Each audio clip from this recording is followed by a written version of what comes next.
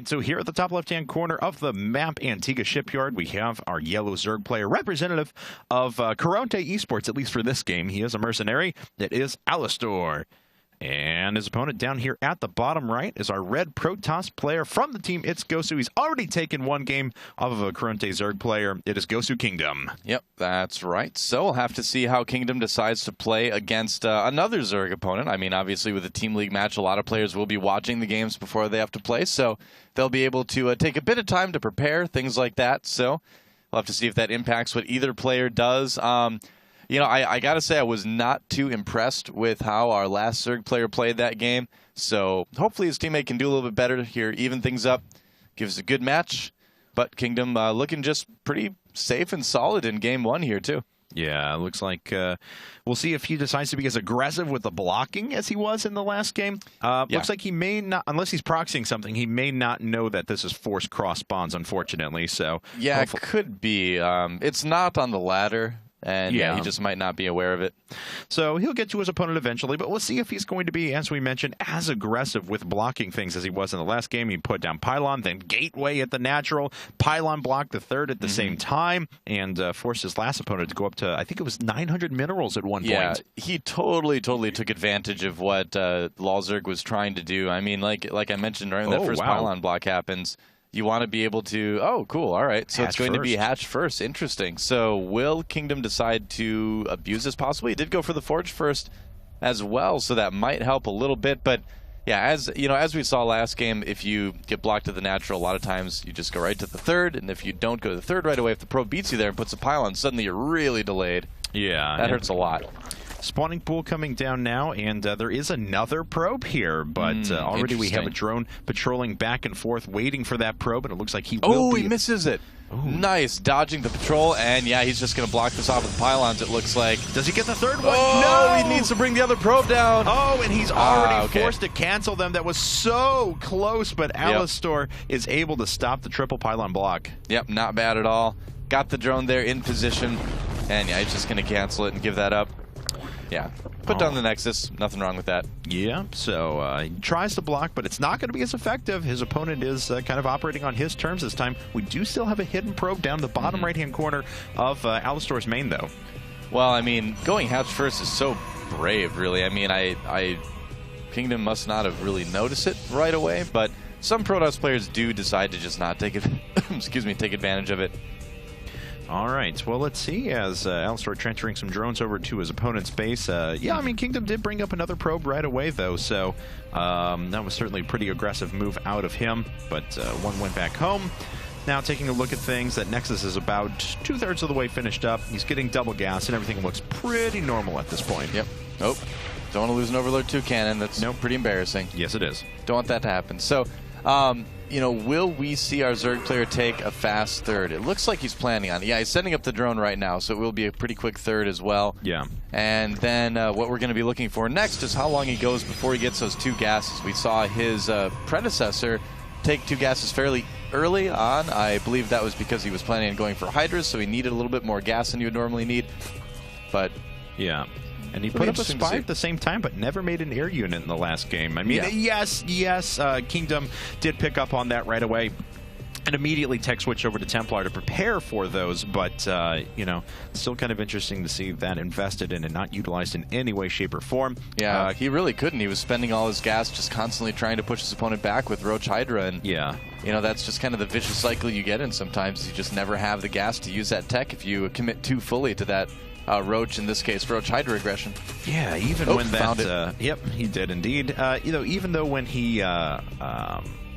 you know, when he had that Spire first up, I really thought he was going to commit over to Mutas at that point, but then just decided to make 25 Hydralisks, and that didn't end up working out all that well for him. So not too much. Evolution Chamber coming up now. Double gas is down for Alistor, and we'll see, I would imagine, some sort of a Roach Warren will pop in just a bit as well. He's going to have enough gas for layer tech. If he so desires. He's at 150, 100, but no layer tech quite yet. Not getting Zergling speed either, it looks like, which is a little bit surprising. Saving up quite a bit of gas. Okay, there's the layer and +1 missile attacks. Okay, so that's why. All right. So yeah, he's going for +1 missile. And no Zergling speed. So this could actually be another instance of Roach Hydra. We'll have to see if he throws on the Hydra Den, but doing things slightly differently. This isn't quite as different here. Oop, lost a Overlord somewhere, it looks like. Yeah. That was the one hanging above the main there, and immediately 4 gateways are put down once again. So Kingdom basically doing the same thing that he did last time. He's probably got a lot of sentries as well. Would not be too surprised to see him go for a robo right after this as well. That would basically mirror what we saw last game. Yeah, pretty much. And you know, if it worked last game, why not do it again this game? Why not? Well, Roach Horn coming down for Alistar now as his lair tech's about to finish up at about... They're going to finish at about the same time, so we'll be able to move into heavy Roach upgrades as well. Already has that +1 on the way, as we pointed out before. And so, yeah, really, it's going to be on Kingdom now to, you know, either put pressure on his opponent or play super, super, super defensive and go up to that quick third base again. I'm kind of curious what direction he takes with this. Yeah, can you look at the Zerg's vision for a moment? I can indeed. Thank you. Okay, so what I was checking for there is if he had ever sent an Overlord down to his opponent's natural, and the answer is no, he hasn't.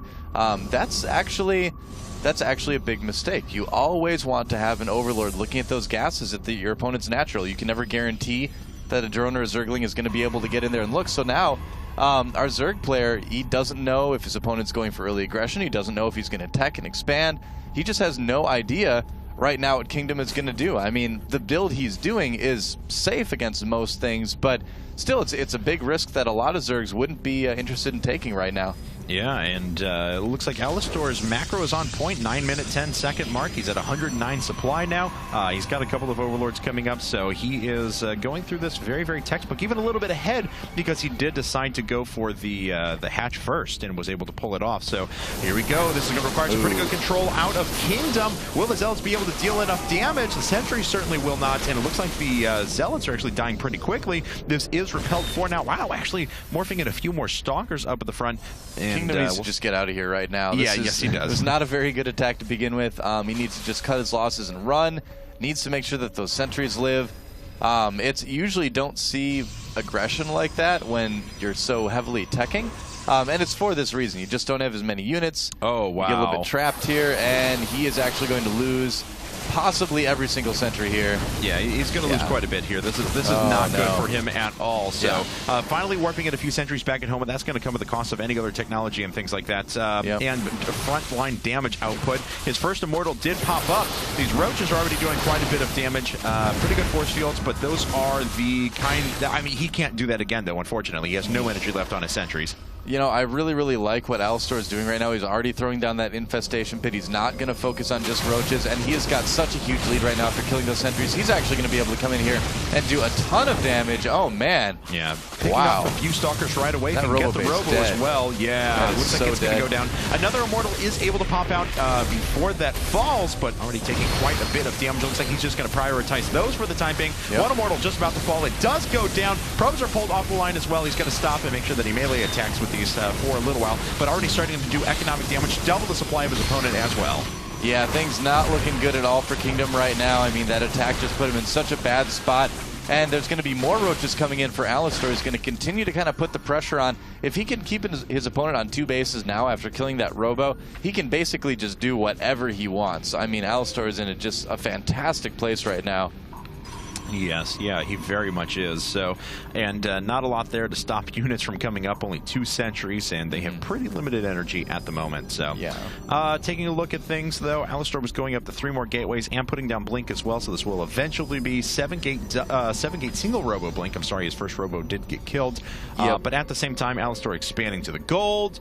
He's got a macro hatch coming up. He's got the infestation pit down, as you mentioned, going to +2 as well. So we can take a little bit slower approach and make sure that his attack hits that much harder. I kind of feel like at this point, Kingdom is kind of forced to just go all in with Blink and Stalkers and just kind of hope that his opponent is dedicating himself to roaches. If he is, you know, then he would have a chance. We know that's not the case, but Kingdom is kind of hoping. He's like, all right, if you just go roaches and I go 7-gate Blink, I've got a pretty good chance of maybe winning, but yeah, it's just not going to happen. Things are not looking good for Kingdom. The tech is continuing to come out for Alistar. He's getting Burrow. He's getting the Pathogen Glands upgrade. And yeah, this is There's no other way to say it. It's not looking good for Kingdom. No, not at all. He does have a good number of Stalkers up now. The damage output is not great. He had 1/1 upgrades rather than being able to go for +2 weapons right away. So, and his opponent's going to be on +2 in a bit. First few Infestors are actually popping out now, and we do have Evolution Chambers 2 and 3 hitting, so we'll be able to triple produce upgrades and eventually move into something like Ling Infestor Ultra or Ling Infestor Broodlord. Yep. Definitely either one is a possibility. Broodlords do benefit both from melee and flyer attacks, so he can kind of use multiple upgrades. And, you know, I think your idea of Ultra Ling Roach Infestor is probably the most accurate because, you know, getting missile attacks, getting melee attacks, that kind of tells us that he doesn't really want to go for Spire Tech this game. And with a lead, you know, like I said, at this point, he can really do whatever he wants. And so even though Ling Roach Infestor Ultra is a bit unorthodox in ZVP, in this case, it should be just fine. And looks like, yeah, Evolution Chamber's starting to get +1 Carapace and +1 ground weapons, melee weapons, I should say, as well. He may not even go for Hive Tech, too. He could just try to overpower him right here. Yeah, it looks like he may do just that. Nice also, catch. yeah, very nice. Going to be able to pick off that Observer. But another cool thing, though, is that he's already moving to Hive Tech now. Oh, yes, he he does have a lot of minerals saved up, but that's because he's already sitting on the gold. And so he has a couple of possibilities. He could spam down hatcheries, take the entire map, play a little bit slower, just make his opponent kill himself, essentially. Or he can go, well, actually, he's going Nidus, and then produce a million Zerglings and just go right through his main. Interesting. All right, interesting choice here. And is that a ping? Shows us that's not even where the Nidus is. Come on, that's, pinging person. That's just sad. That's irresponsible, is what Where that is the Nidus? Is it at the 3rd or the gold or something? I think it's at the gold base, actually. Yes, it is. Yeah, it is. All right, interesting choice to put that there. Neural Parasite as well coming out for Alistor. And Kingdom, just in the meantime, trying to max out just on 2 bases and make a big push and just try to end the game. Right. He's got a very good anti-roach army, as you can see, Blink Stalkers and lots of Immortals, but as we know, it's so much more than roaches. Yeah, it really is. All right, see if he can land those fungals that we're looking for as Kingdom making his way up slowly. That is pretty good damage in the amount of forces he has. Here we go. We're going to need to see some fungals. One already goes down, couple chain hitting. He's actually prioritizing the same spot so he does the maximum damage there. Finally pinning down a few forces over towards the north as well. Kingdom is going to be able to deflect possibly this first run of roaches, although I got to say this is doing more damage than I initially anticipated. But the way that his opponent is reinforcing, 36 roaches coming out right after this. Yep, yeah, you can just kind of overrun your opponent here. His Infestors probably should have lived through that fight. It's a little bit disappointing that he didn't, you know, pull those back, but it doesn't really matter. He's making 45 roaches at once, and Kingdom just cannot produce enough to live. He's on 2 bases. He's even got creep at his 3rd. Yeah. I hate to say it, but yeah, unless Alistor makes some pretty big control errors here in these engagements, he should be able to just roll right over Kingdom. Yeah, he knows how many units he's got, and he's starting to force these back slowly but surely. He can even trade not so cost effectively, but the way he can reproduce is just staggering at the moment.